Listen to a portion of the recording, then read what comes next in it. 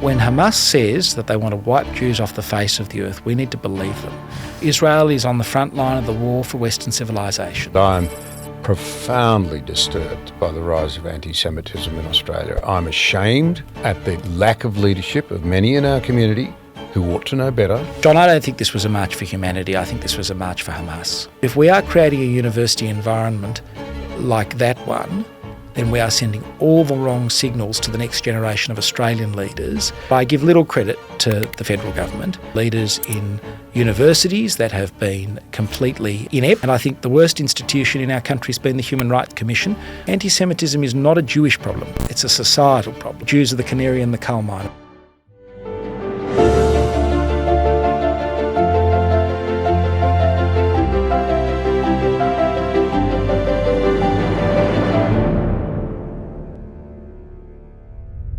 My guest today is Julian Leeser, the member for Berowra in the Federal Parliament of Australia. But we're not talking party politics today. I really want to garner his thinking on the rise of anti-Semitism in Australia, and secondly, the major shift in Australian foreign policy that we are now witnessing. So I've asked Julian, as someone in Australia who understands both of those issues probably better than anybody else here on the ground, to join me on what are really very, very important issues. Julian, thank you so much for your time. It's a great honour to be with you, John. Thank you for having me. I'm often struck, and I don't mean to be insulting at all, but in their busy lives, sometimes it's helpful for people just to have a bit of a definition of terms. Let's start with, what is anti-Semitism? Anti-Semitism at its simplest form is the hatred of Jews. It's taken different forms over the centuries. Originally, it was the hatred of Jews because of their religion, because it was different to the majority religion, whether it was in Christian Europe or in the Islamic Middle East and Southern Europe. Then it took a different form when theories about race started to develop and Jews were hated for their race. And ultimately, that hatred of race led to the Holocaust. Today, the modern manifestations of anti-Semitism is the hatred of Jews because of their nation state, the State of Israel, the only Jewish state among hundreds of Christian, Muslim and secular states, but Israel's the only Jewish state, and it's the only state that seems to have a degree of hatred about its very existence, where there are large parts of the world that don't believe that Israel should exist at all. Alexander Downer, who I served with, made that point. He said, there are 70 or 80 countries that origins might be broadly said to be Christian, 40 or 50, I think, were the numbers, Muslim. There's just one Jewish state, and guess which one it is, that lots of countries seem to have decided shouldn't even exist. It does put it into some relief. It does, absolutely. I mean, Jews have always been a significant minority wherever they have lived. And the way in which particular countries have treated its Jews and the way now that the world treats the State of Israel reflects very much on the basic freedoms that exist in the countries and the basic view of the world more broadly in relation to the way it treats Israel today. So anti-Semitism isn't simply racism, is it? No, it's a very different sort of racism. I think that's a good thing to point out. It's different to being, against black people, for instance, because if you're against black people, you may just be against them because they are different. What particularly denotes anti-Semitism is a view that relates to conspiracy, and it's usually a conspiracy to explain whatever ill is besetting a country at a particular time.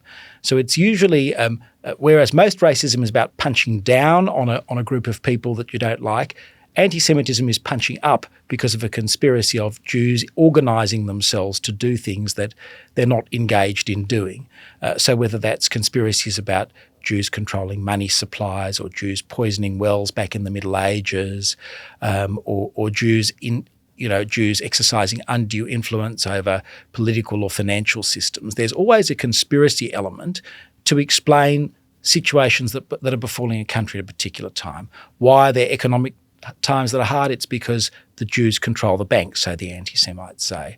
Why is it that Hollywood is is the way it is, and it produces a certain sort of film because the Jews control Hollywood. Whether these things are true or not, it doesn't matter. People are propagating particular views as a way to explain their own difficulties, and there's always a conspiracy in relation to Judaism, and it's a conspiracy that is almost never exists in any way, shape or form. I mean, the most famous of the anti-Semitic conspiracies is a book called The Protocols of the Elders of Zion. It was a book of the idea that there were Jews sitting around trying to work out how to control the world. This turned out to be a Tsarist forgery, part of the Tsarist secret police, and they put it out in order to foment anti-Semitism. The sadness today about that publication, long after it has been discredited, is that it is available for sale all around the world, and it's particularly been translated into languages in predominantly Muslim countries to foment ongoing anti-Semitism in some of those countries. Can I pick you up on something here? You made the observation that implied that anti-Semitism is a modern age thing. Isn't it the most ancient of all hatreds, though? Doesn't it really sort of go back thousands of years? It absolutely does. It's very ancient, and it just transmogrifies over time. I mean, the roots of anti-Semitism in the West were very much based on the view in some of the churches that the Jews were responsible for the death of Jesus Christ, and as a result, Jews were blamed for that and were set apart from the rest of Christian Europe and the rest of other Christian countries, and that allowed from time to time church and state sanctioned violence committed against Jews as a result of that, including events throughout history like the Spanish Inquisition, which ultimately put Jews in the position that they were to be expelled from the Iberian Peninsula, or they had to convert to Christianity. Still on a definition of terms, so to speak, anti-Zionism. Well, Zionism. What is Zionism and what is anti-Zionism? So Zionism, very simply, is a view that the Jewish people deserve a homeland in the land of Israel, in the Holy Land. That's all it means. It doesn't mean anything about the way in which the government of Israel is run. It doesn't mean anything about what's going on at the moment in Gaza. It doesn't relate to the conduct of the IDF. It simply is a belief among people that Jewish people, like Christians and Muslims, should have a country that is their own, that is their homeland, and that homeland should exist in their ancestral lands of the Jewish people in Israel. It is the right of Jews to self-determination, just as we would argue for the right of the French to self-determination in their own country, or we would argue for the right of the East Timorese in recent years to have self-determination in their country. It's a tiny slither of land, modern Israel. Tiny, yes, really, in the scheme of things. Even in the Middle East, it's only a tiny portion of the Middle East. And actually, numerically, it's a tiny country. And there's only roughly the same number of people of Jewish ethnicity in the rest of the world as there are in Israel, I understand. A population of 8 or 9 million, 16, 17, 18 million globally. Yes.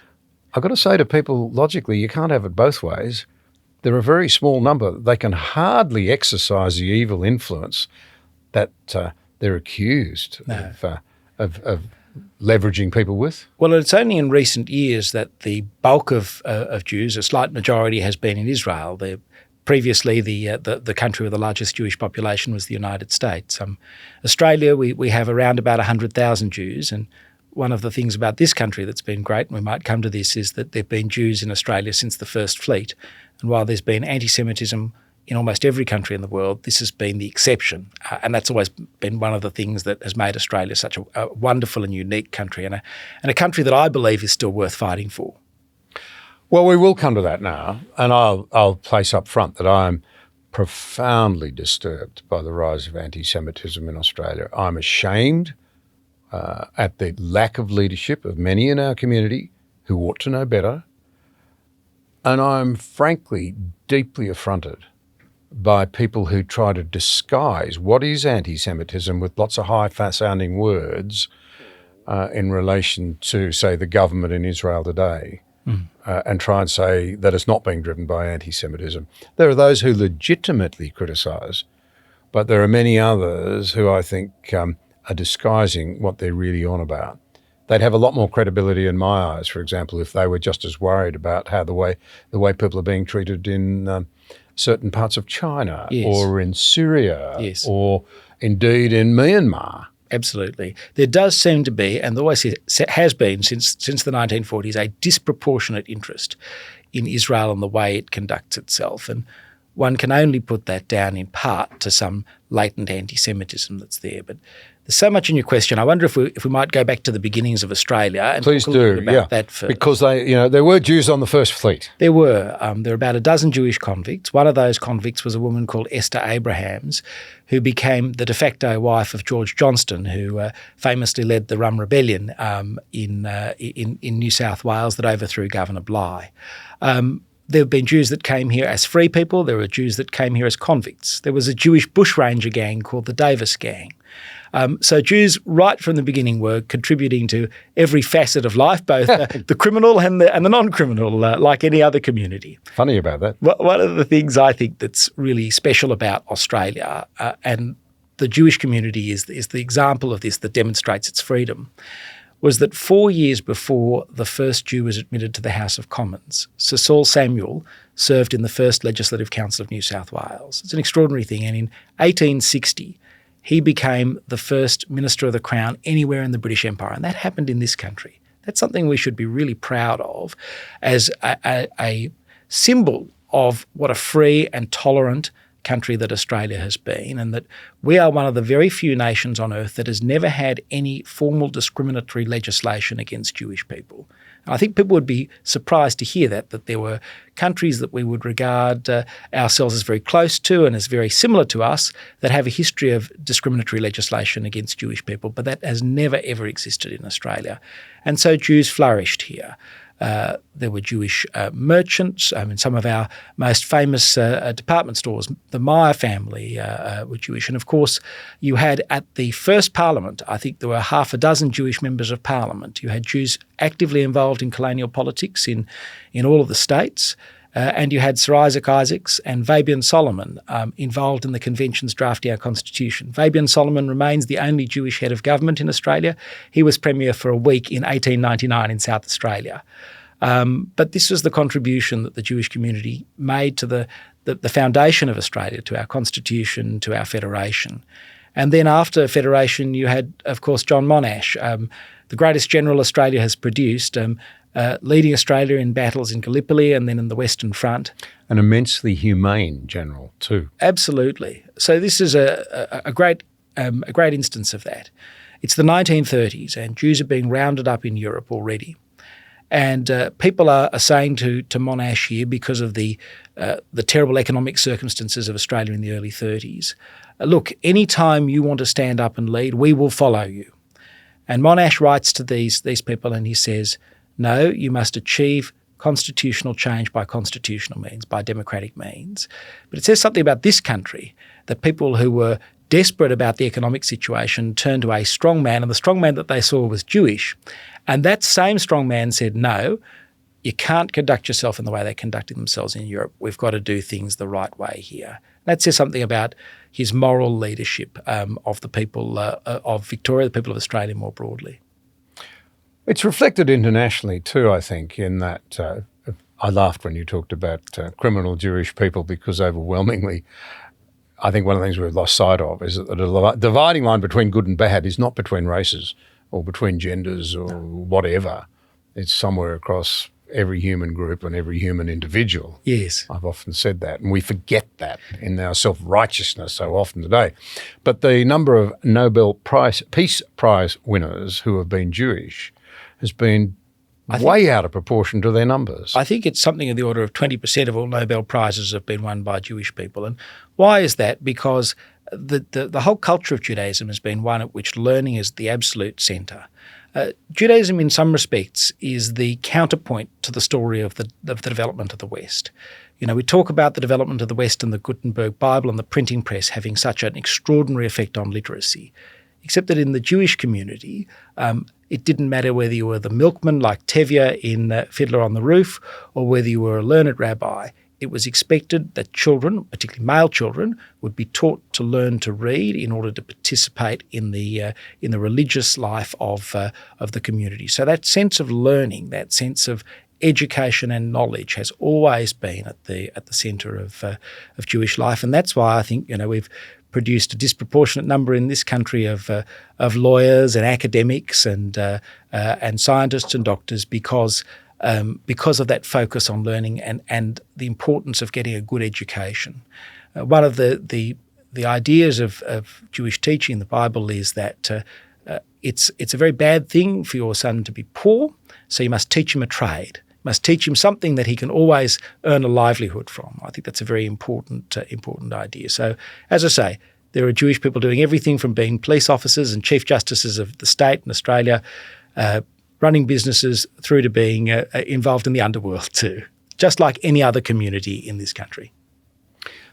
There are those who point to the American founding fathers as being strongly influenced by particularly the book of Exodus. Yes. Second book of the Torah, I think you'd say, second book of the Bible. And the story of God saying, let my people go, that they will come and worship me.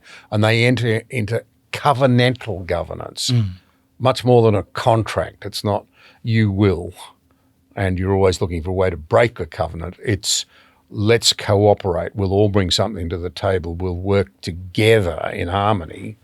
And that sort of concept of cooperation and mutual respect for the worth and dignity of each of the parties seems to have played out quite a bit in the American forefathers' thinking, it's often said. Have you thought about that much? Absolutely. I mean, I think the foremost exponent of this particular idea was the late Chief Rabbi of the Commonwealth, Jonathan Sacks.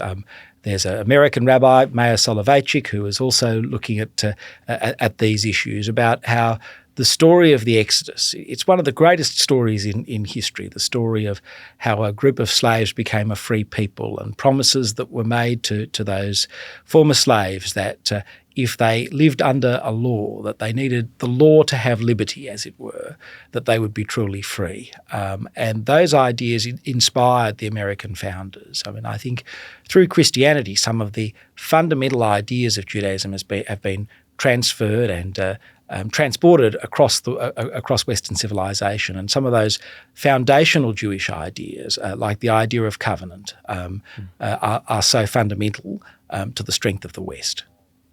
So now back to Australia, our country, the one that you and I both love. Yep. And I like to say I served out of a sense of duty more than the desire to share political office or power. And I think you're the same. You want to make a difference. You want to keep the country free and a good place to live.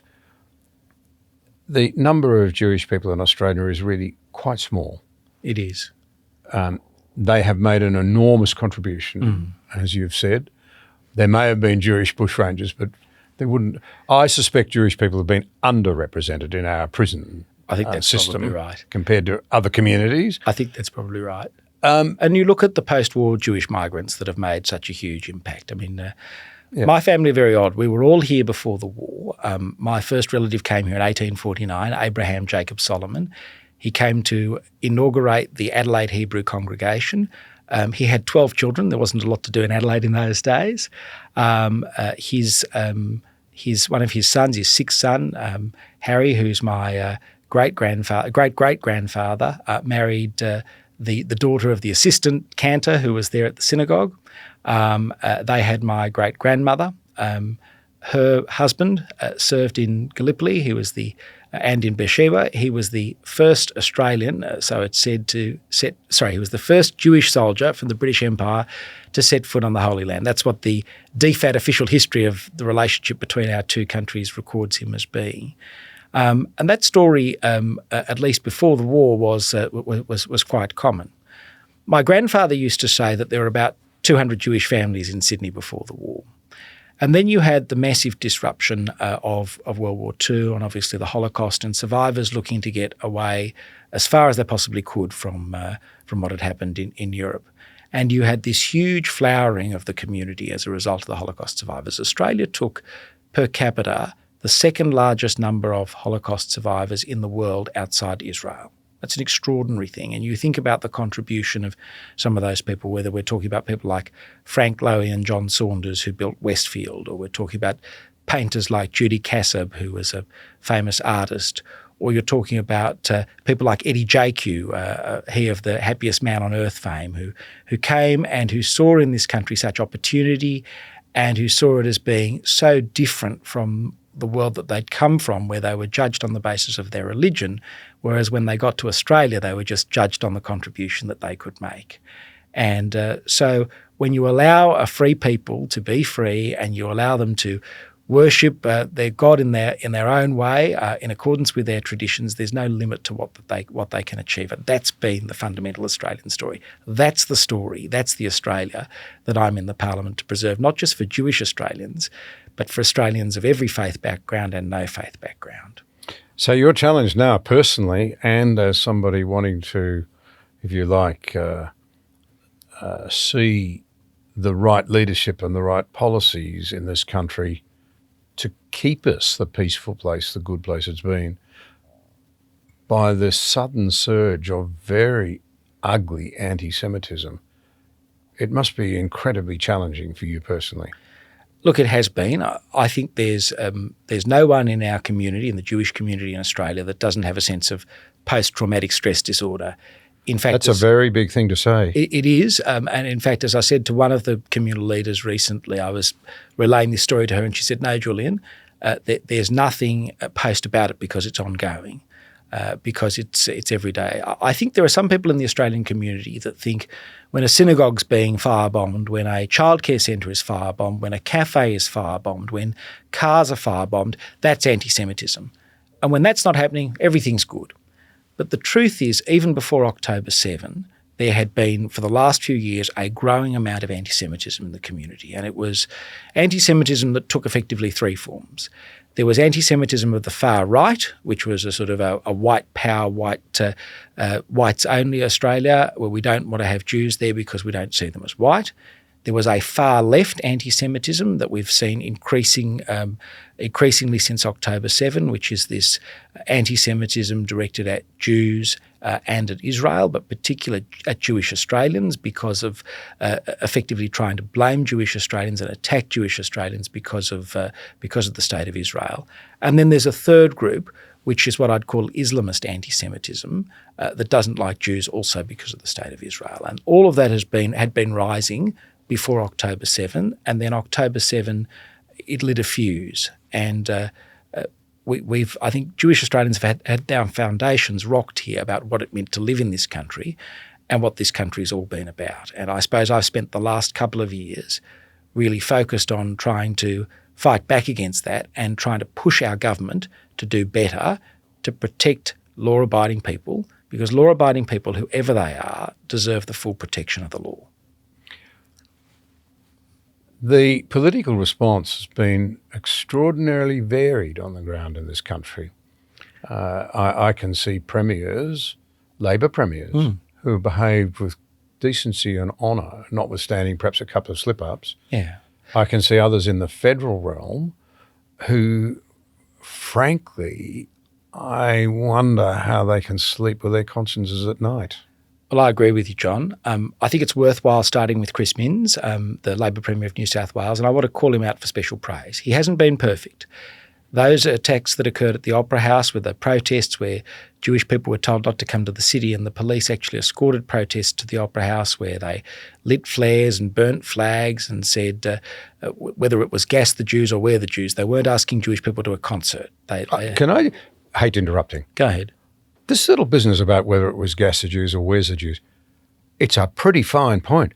Where's the Jews is what the Nazis said when they arrived in a Paris or a Warsaw or whatever and wanted to find the Jews to put them into the concentration camps. There's not much difference. As I say, that they were not wanting to take Jews to a concert at the Opera House. They were wanting to do them harm. It's very clear. I thought that was a very poor reflection on certain of our authorities in this country, that they went to great pains. So, it wasn't gas the Jews, it was only Wes. Yeah. There's no effective difference for anyone who knows their history. That's exactly right. This was an attack on Jewish Australians. And this was, people forget, this was before Israel had launched its offensive in Gaza at all. And you remember, the day before that, in Western Sydney, hate preachers talking about this being a day of elation, Tears a of day joy. they've been waiting for. This was a day of celebration for some people. It's just an extraordinary thing. And there, the state government completely failed. There were some protests that were held outside the Great Synagogue in the city, which, again, the New South Wales Labor government failed. But I have to say of Chris Minns, in the main, he gets it. He has put up laws to protect the Jewish community. He has put resources into policing and into support for Jewish communal institutions. And he faces exactly the same political challenges that Anthony Albanese faces, whether it's competition with the far left in inner city seats, or whether it is trying to placate some of the anti-Israel Muslim community in Western Sydney. He faces the same challenge, but that hasn't stopped him from exercising the leadership that you'd expect of a leader in this time when one particular community is coming under attack because of who they are. So I give Chris Minns a lot of credit, but I give little credit to the federal government, to the Prime Minister and to a range of other leaders who have either had to be dragged kicking and screaming to do the right thing, or who have ignored opportunities to do the right thing, or have done the wrong thing. And I think that's from the Prime Minister down in this government.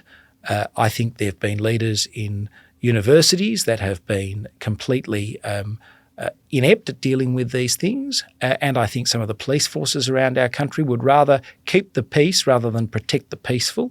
And I think the worst institution in our country has been the Human Rights Commission, which has gone completely AWOL in dealing with anti-Semitism, so much so that you are now seeing several communities not only call for envoys like the anti-Semitism envoy, but you've got an Islamophobia envoy, and now the Indian community is calling for an envoy as well. I think this is a vote of no confidence in various communities in Australia in the Human Rights Commission and the way it's conducting itself.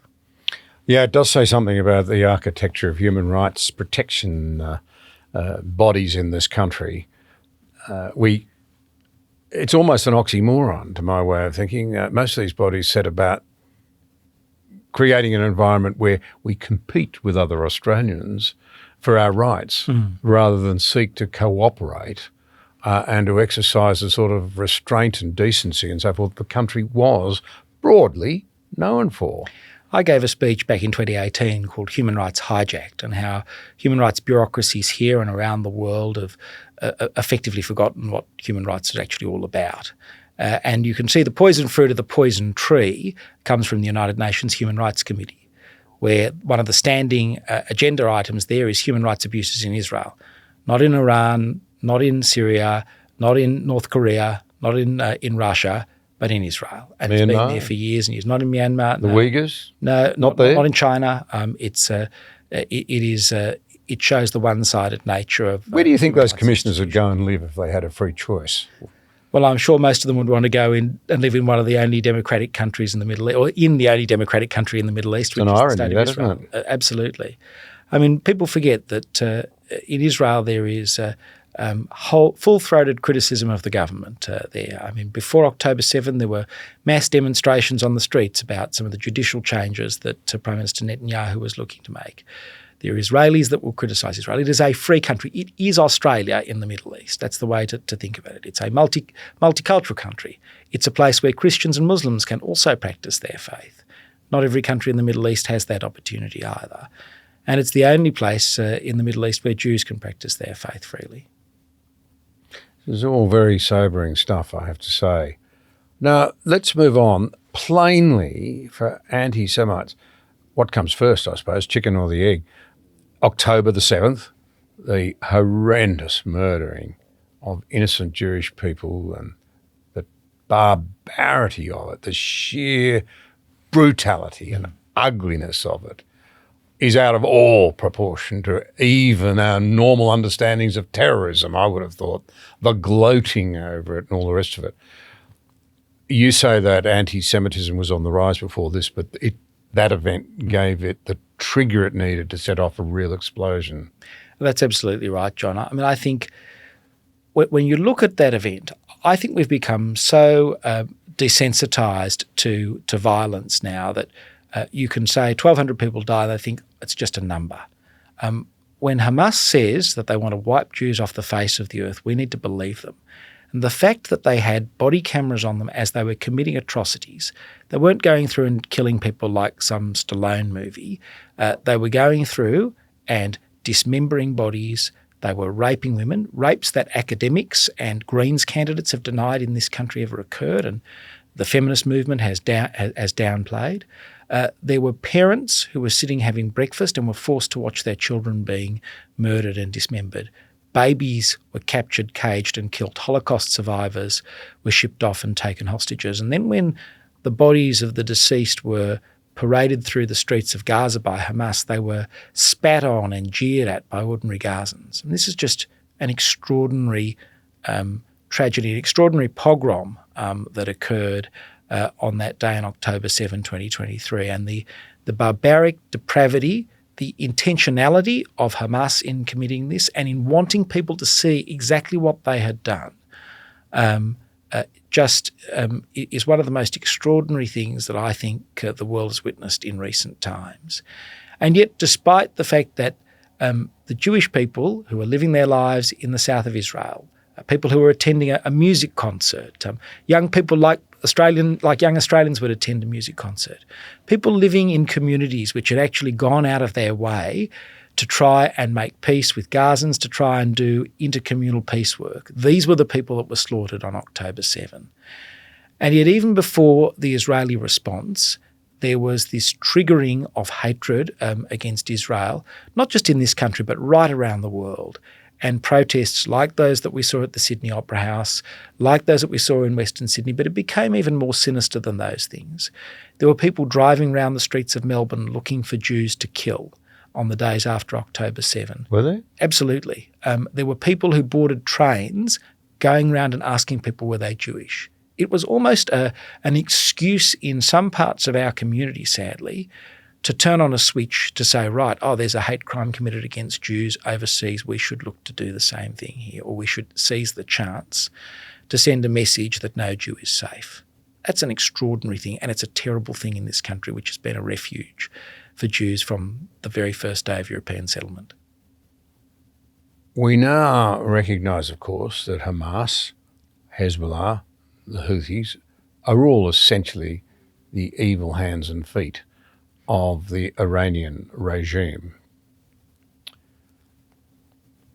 Iran is deeply committed to the obliteration of the Jewish nation. I suspect it's people and Jewish people everywhere. I think that's Isn't right. that genocidal intent? I think it is. I think Iran is a criminal regime, the Iranian regime. I'm privileged to represent the fourth largest Persian community in the country, John. And the Persian community here, just wonderful Australians. They're doctors, they're engineers, they're nurses, they're teachers. They get involved in every imaginable communal activity. But they're here because the regime in their country abuses human rights at home. We saw in 2022 the murder of Mahsa Amini, who didn't comply with the morality police in Iran. She wasn't able to wear clothes that any Australian girl would be able to wear here. She didn't have a headscarf on properly, and so they murdered her for that. Iran is a country that is engaged in human rights abuses of its own people at home. It exports terror around the world, and we've seen that in the financing of Hezbollah in Lebanon and the way in which Hezbollah has undermined the peace and freedom of the Lebanese people. We've seen it in the financing of the Houthi terrorist organisation in Yemen, and we've seen it, of course, in the financing of Hamas. Iran's fingerprints are all over this. And what we've learned in recent weeks in Australia is that Iran has attacked this country as well. Now, I called after October 7, 2023 for us to suspend diplomatic relations with Iran. I'm on the record that long ago, because you have to think that a country that's been sponsoring this terrorism is a country that we just shouldn't be having relations with.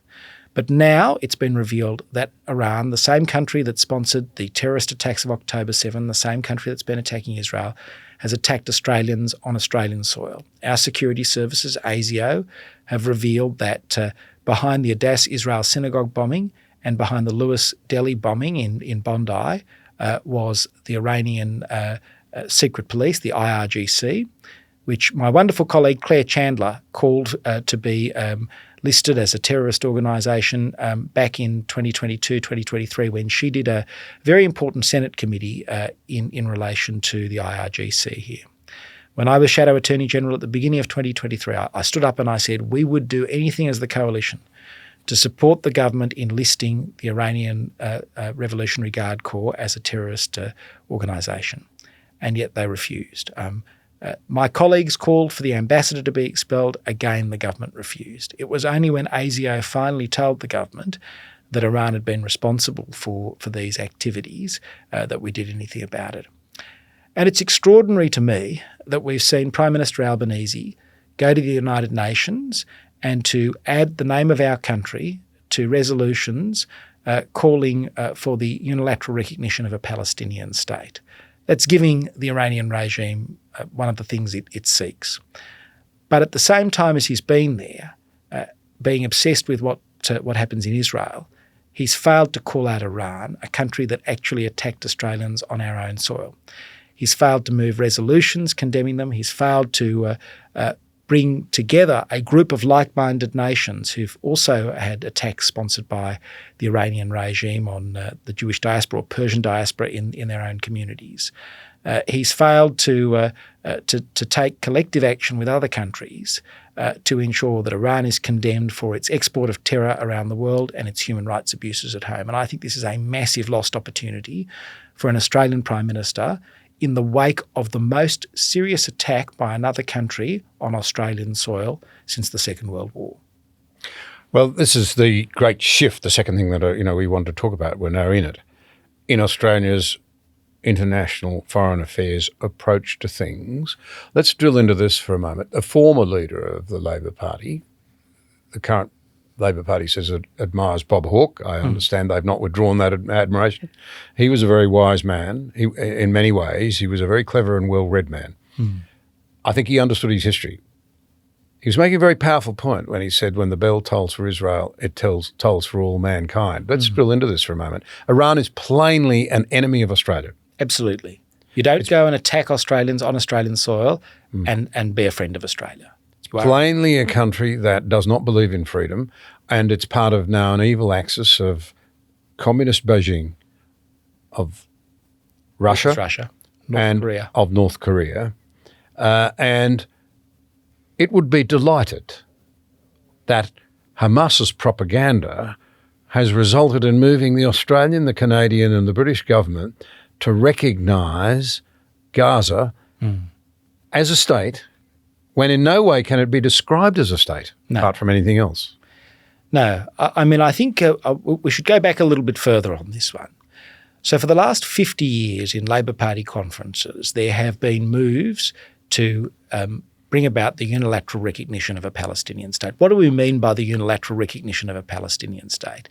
That means the recognition of a Palestinian state before the state has actually come into existence, before it has the Palestinian actors have recognised Israel's right to exist, before the final status issues around Jerusalem and boundaries and other questions like right of return have been sorted out. There have been a series of resolutions at Labor Party conferences, each year being more anti-Israel than the last year. So this is a fruit of a 50-year campaign in the Labor Party. But the idea that now, in the wake of the worst murder of Jewish people on a single day since the Holocaust, when Hamas still controls Gaza, when expert analysts say that if there were elections held in the West Bank, which elections haven't been held there for 20 years, but if elections were held in the West Bank, Hamas, an organisation that we in Australia list as a terrorist organisation, that organisation would win and become the government of the West Bank as well. Just extraordinary to me, John, that this government would pick this time to push forward on the unilateral recognition of a Palestinian state. The Prime Minister says he's got conditions out of the Palestinian Authority. They're conditions that will never, ever be met. This is a shambolic. I have to say, quite frankly, those conditions are laughable. They are. I mean, They are worthy only of contempt. This whole I process. know those are tough words, but I genuinely believe that. This whole, is not real world stuff. No, this whole process is worthy of contempt. I mean, what should our foreign policy be based on? It should be based on a set of values and a set of alliances. We should stand for our values and we should stand with our friends. What are our values? We are a Western, liberal, democratic country. We believe in the rule of law. We believe might is not right. They are the fundamentals about Australia. And we should therefore back other countries that have the same worldview, of which Israel is the key proponent in the West, in the Middle East. It has free and fair elections. It has the rule of law. Its government's actions are subjected to the Supreme Court, a court that was once described as the most activist in the world. It is a country that was brutally attacked on October 7, and it is defending itself against a foe that seeks to wipe it off the face of the planet. Why we would seek at this point to reward that foe that had done those things to a democratic ally, friend and security partner is beyond me. This is part of what I regard as a shambolic foreign policy that the Albanese government has pursued since it came to office. Let's explore there's a couple of very important strands here. The first one surely is that on the surface of it, a two-state solution sounds fine. I'm for a two-state solution, John. It's been offered several times, as I gather. That's point one, and turned down every time, which gives rise to the second point. It appears to me that the Palestinians themselves don't actually believe in a two-state solution. Well, I want to say this. Every time a two-state solution has been offered, it's actually led to more violence in Israel. It's led to intifadas and the like. And that's a tragedy. I mean, I remember the time that Ehud Barak basically offered Yasser Arafat everything he'd ever wanted and he turned it down. I think at the end of the day there are actors in the Palestinian territories that don't want peace, that do want Israel wiped from the face of the planet. We know that because that's in the Hamas charter, for instance. But I think it's more than just the people involved in Hamas too. It's people involved in organisations like Palestinian Islamic Jihad and others as well. There are even people who hold public meetings in Australia calling for a one-state solution, and they're talking about a one state of Palestine. And I think that that's tragic. We should have what the UN always intended for back at the time of the creation of the modern state of Israel, which was that there would be a state of Israel and there would be a state of Palestine and they would be sitting side by side. That is still where we need to go. But I think since October 7 we are further from that than ever before. And I think what we need to do is not to be rewarding Hamas for its atrocities. Instead, we need to be standing with Israel as it fights for its life. You have to remember, before October 7, Israel had been engaged in the process that came out of the Abraham Accords, where it had made peace with its neighbours. It started making peace with its neighbours when it made peace with Egypt in the late 70s, with Jordan in the early 90s, and then with the UAE, Bahrain and Morocco as a result of the Abraham Accords. But instead of continuing to back that process, part of the reason, I think, for the Hamas attacks on October 7 was the Palestinian leaders saying, hang on, we're being forgotten here. We want to do something that will make the world not forget that we're here.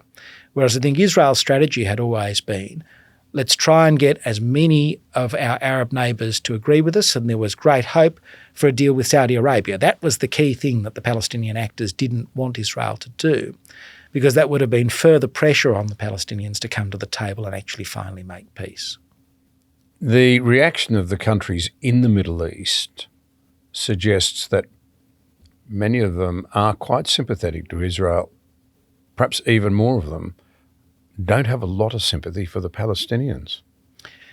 Well, that's a point that you'd have to take up with those countries, but you only need to see what Egypt did in relation to its border with Gaza, where it built a massive concrete wall to stop any people coming out of Gaza as refugees.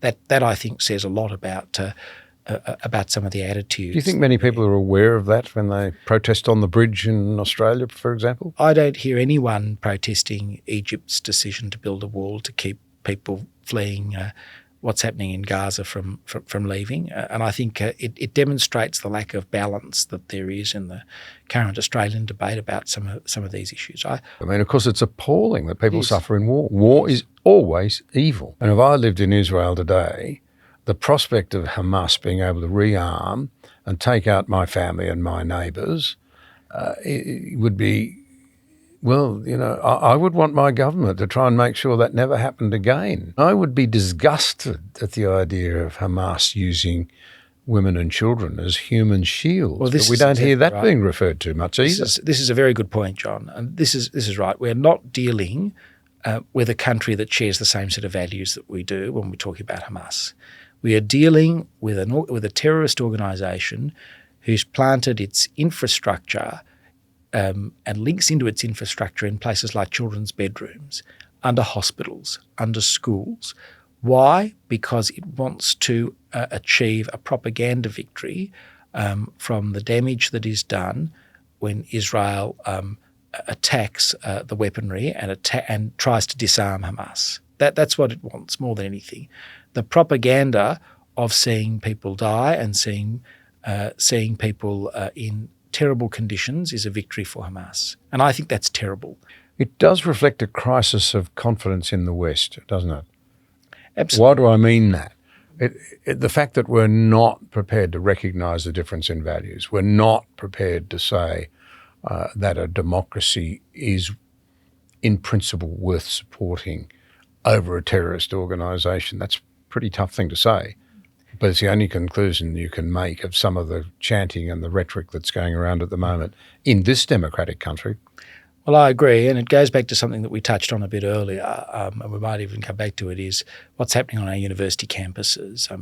There's been a generation of people learning that Israel is a settler colonial experiment and that somehow it should be delegitimised as a result of that. I mean, people forget that the Israelis actually fought the British colonial power in order to get their independence in the late 1940s.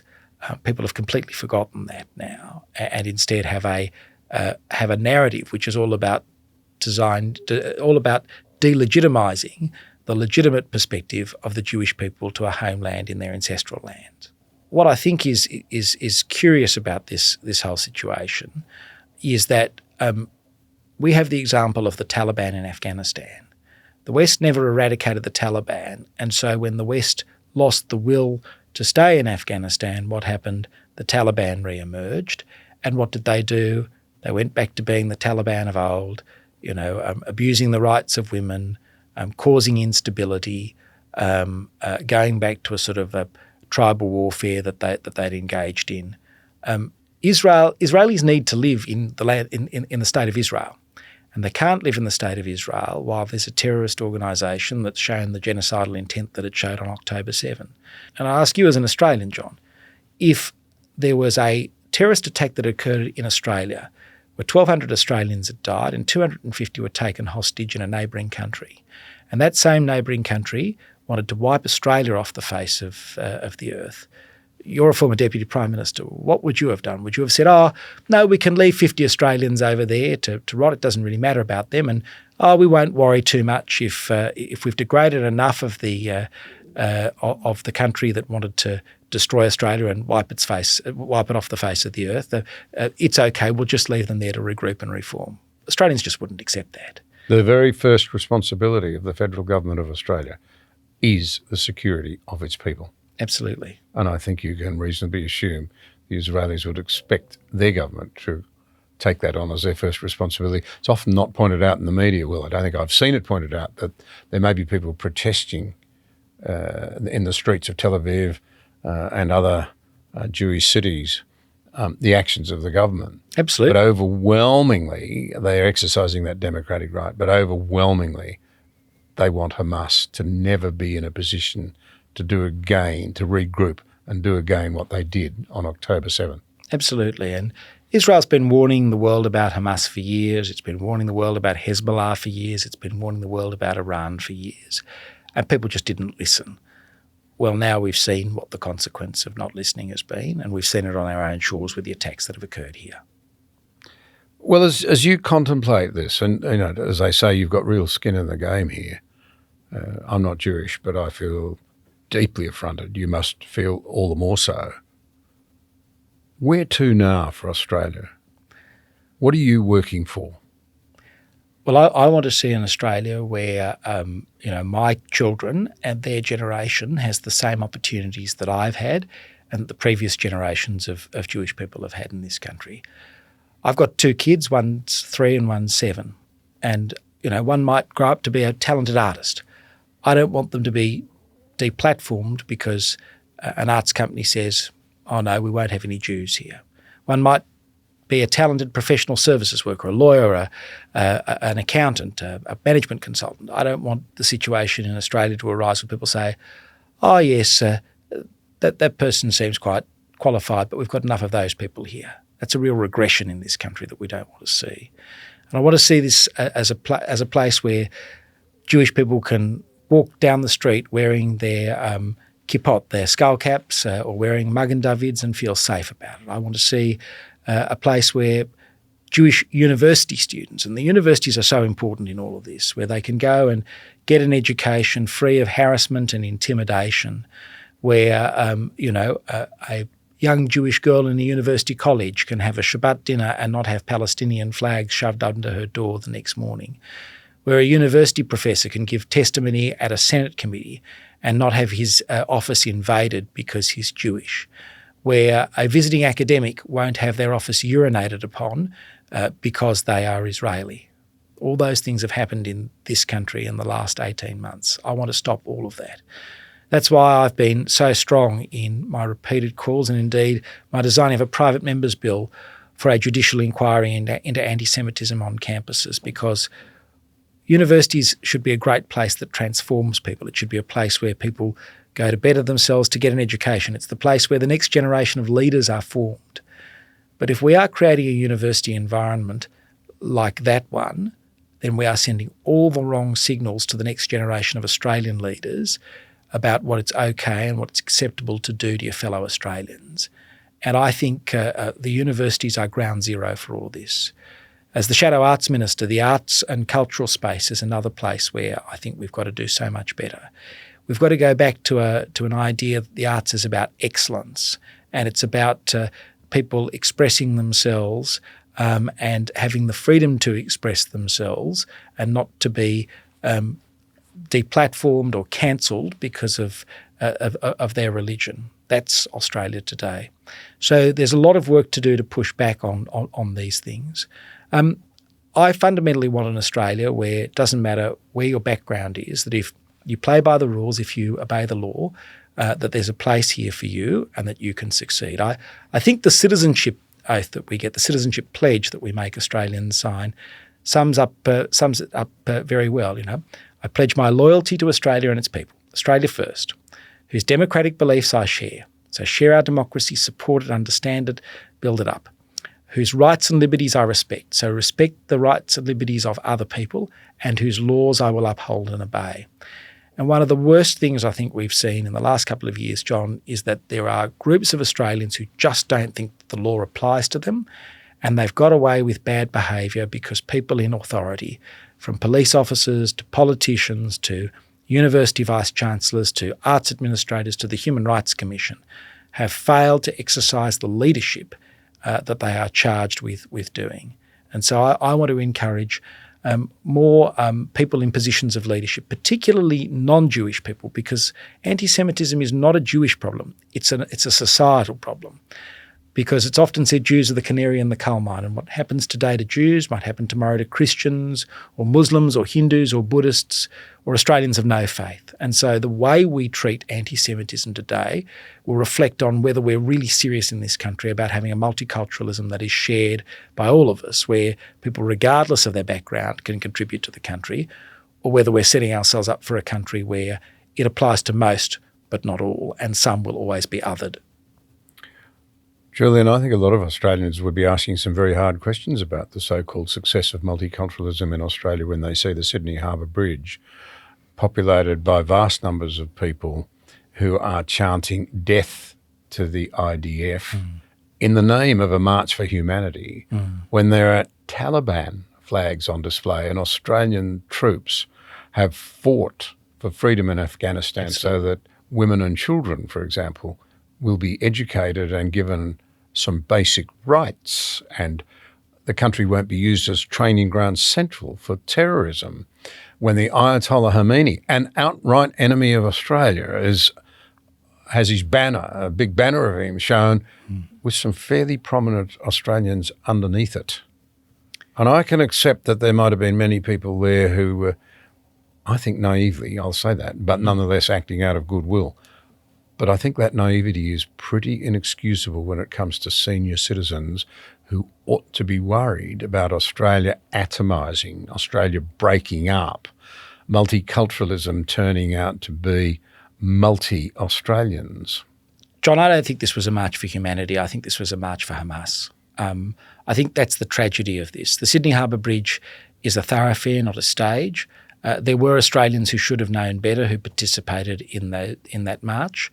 And I think when you've got people on our own streets on a symbol as significant as the Sydney Harbour Bridge calling for intifada and you've got terrorist flags there, it says something that's particularly sick in our country today.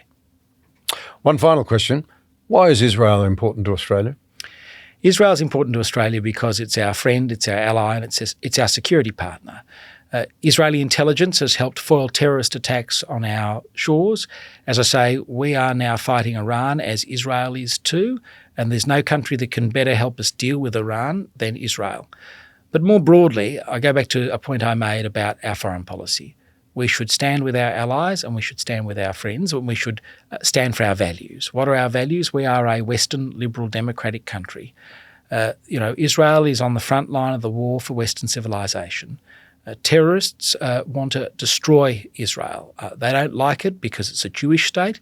They don't like it also because it's a Western democracy like this country is. And just as we have done the right thing by standing with Ukraine, we should stand with Israel in its hour of need. It's in our long-term interests to do so. Julian, thanks for your time, thanks for your knowledge, and thanks for your decency. I wish you well. Thanks, John.